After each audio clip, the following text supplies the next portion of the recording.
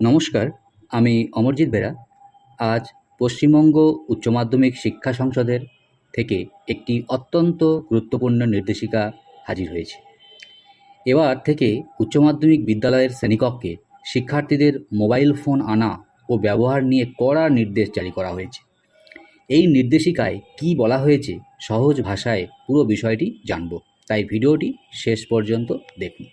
বিদ্যালয়ে mobile phone না আনাই শ্রেয় এবং স্কুল চলাকালীন সময়ে বিশেষ করে ক্লাস, পরীক্ষা, প্রার্থনা সভা ও অন্যান্য শিক্ষামূলক কার্যক্রমে মোবাইল ব্যবহার সম্পূর্ণ নিরুৎসাহিত করা হয়েছে।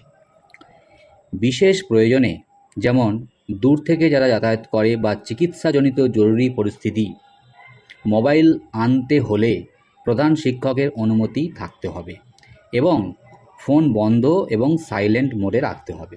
3 নম্বর, প্রয়োজনে বিদ্যালয়ে মোবাইল নিরাপদে জমা রাখার নিজস্ব ব্যবস্থা করতে পারবে।